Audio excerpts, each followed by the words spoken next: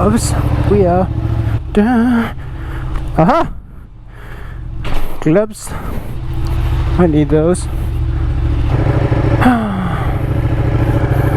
It's the last sunny day for a while.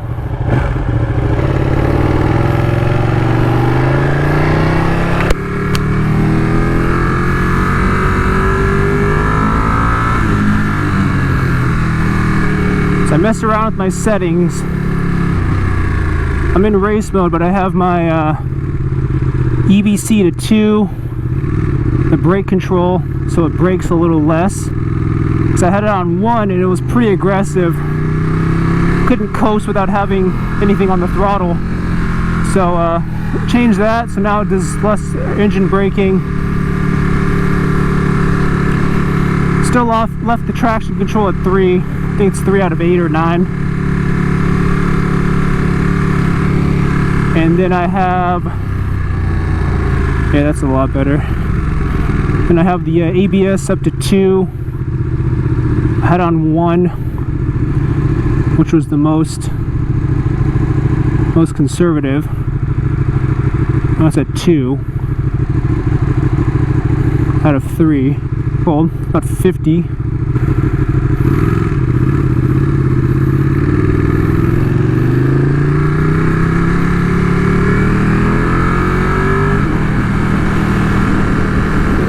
Once it gets warmer out, I'm going to be riding the bike every day to work. I just can't ride into work when it's like 30 in the morning. And I could, but I just don't want to. I think I've had this bike for about 2 years now.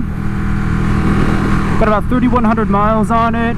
It's been a great bike so far. I haven't really done like a post review necessarily about this bike when I bought it. I used to have, my first bike was a 19 R6. Which was great. I loved it. I learned how to ride on that bike. Had that bike for about 6 months.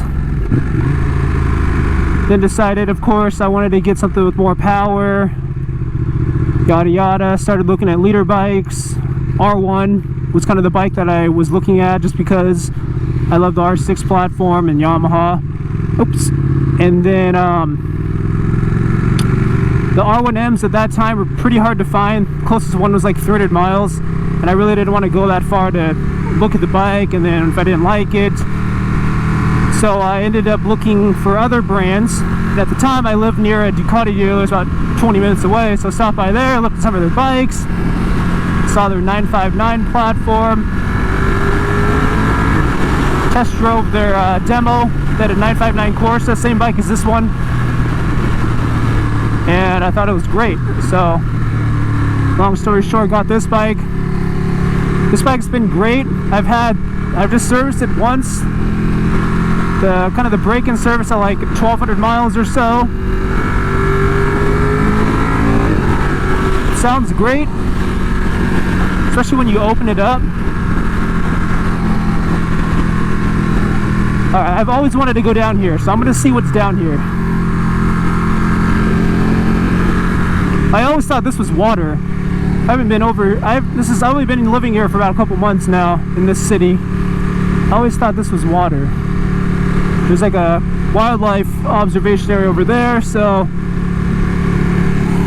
that's why it's just empty land there. Alright, so this takes me back on the highway, but we're not going there. We're gonna go, let's go this way. Homemakers Road. Oh, jeez. Go this way.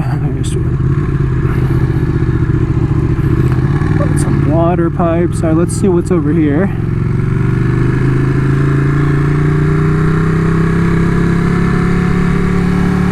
Okay. It's kind of cool.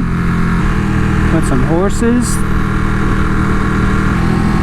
Anyways, I guess an unofficial 2-year review of this bike so far. I like it a lot. It's got a good amount of power. It's a 959, so about 150 horsepower. I think 0 to 60 is about 2.8, 2.7, 2.8, somewhere around there.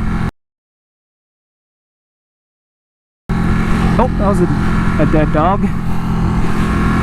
The build of this bike is awesome. Cheap.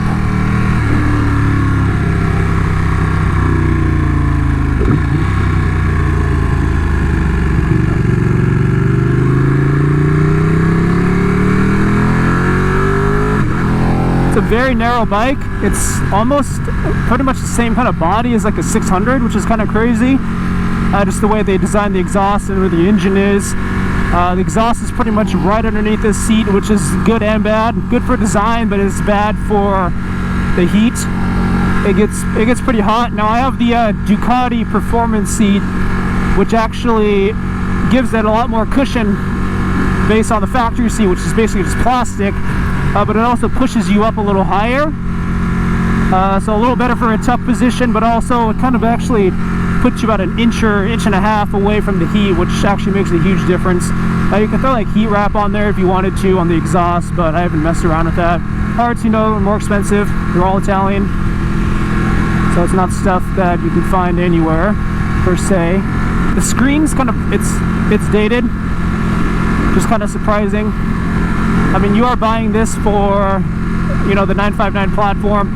You got this satin livery here, and then you have, I was going to say, full Öhlins, Brembo. So the forks, this rear suspension here is Öhlins, adjustable too, not electronic, but it's still nice nonetheless. What's funny is, so the brake lights are LEDs and the daytime running lights are LEDs, but the low beams and the high beams are all halogen, which I thought was kind of corny looking. Me personally, I hate halogen bulbs. It just looks dated, so that's kind of a con about this bike. It's whatever now, but alright, so I have no clue where I am. This does not look like Washington at all. Other than that, the bike's great. It's just basically yearly service. I did get a nail in the back tire, unfortunately. This was like over last year. So the tire, you know, mounted and installed. It's about like 280 bucks. Other than that, the service, like the Ducati service, is expensive. You know, I think it was like 300-400 bucks. If that, maybe it wasn't that much, but yeah, other than that, I mean, this is a great bike. Like build wise, ride wise, it's a great bike. I have been going back and forth on getting like a different bike. So if anyone, most of my channel is about, you know, my car and then car reviews and that stuff. But if anyone's, you know, watching this for the bike content, I'd like to know your input. Is it good to have like just keep like a 900 sub liter bike in the arsenal and then get like a full blown liter bike, 1000cc, maybe a Panigale, like a V4, or maybe get like an R1M. So I don't really want to get rid of this bike. I think it'd be a good bike to have too. It's kind of like, it's the top of the line 959 that you can get. And I think the value's there in this bike. I mean, you get the 959, you get the full Öhlins, Brembo, aluminum components. So I think the value's there, and I think it'd be a good bike to keep down the road. So a Range Rover.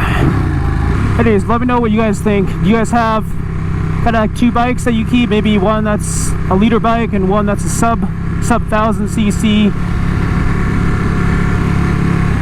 The reason why I was thinking about an R1M or, you know, somewhere around there. I don't think I'd get another Ducati, like a V4. If I did, I'd probably get rid of this bike. I think maybe do something like Yamaha or maybe Honda. Maybe like a CBR 1000RR, or maybe a R1M. Actually a nice change of scenery. So around Washington, there's a lot of people here, so a lot of cars driving around, a lot of traffic. This though, I mean, there's no reason why you would drive through here unless you lived here or you wanted to enjoy the scenery. you can get your Amazon delivery out here too. It's kind of a win-win. That's actually a pretty sweet place to have a house. They're literally next to no one. They got a great view, and they're next to this river too. But this looks a little scary. I think it's abandoned. I mean, all the windows are boarded up. Oh, that's ripe. That is ripe. It's kind of a nice place to ride around on for the gram. All right. Yes. No cars. Face ID, bitch.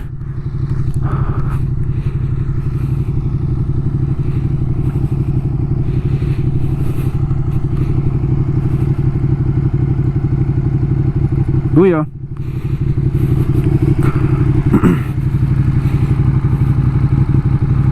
That actually is not a good photo. We're gonna do something else.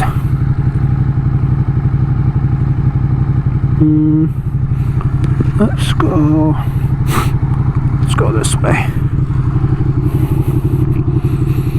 We're gonna do this way. Oh, god damn it. Son of a bitch.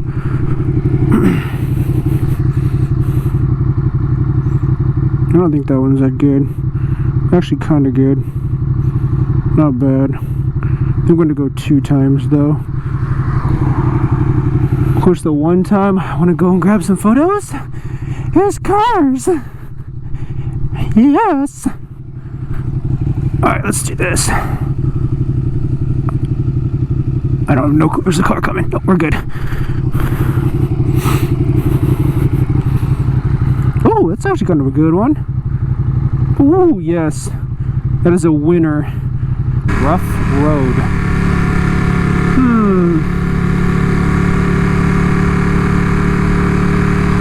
Not sure what the heck that means. Oh, maybe this. Oh.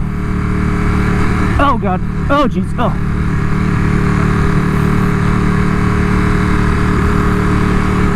Dodge the bumps.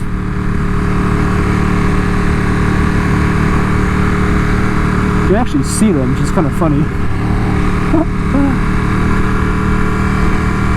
Oh, yeah. Ow. Watch it, buddy.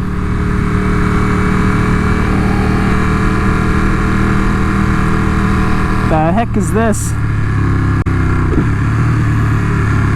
Oh, we're going on the freeway. Ooh, go over there. That's a walkway.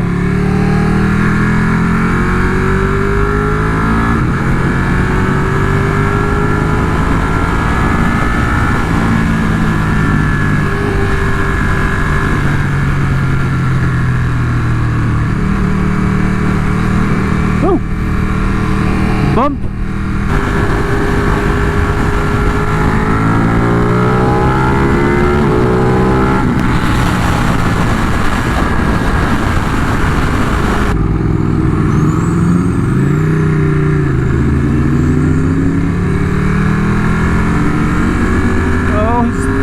He's pulling on me.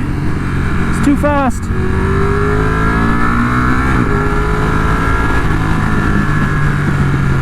Damn. Well, I'm not sure if I have any battery life left in my GoPro, but hope you guys enjoyed that little bike video / unofficial review of my bike right now. If you guys have any comments, drop it below. Don't forget to hit that like button. Also appreciate if you smash that subscribe button for more bike car content. And I'll see you guys in the next video.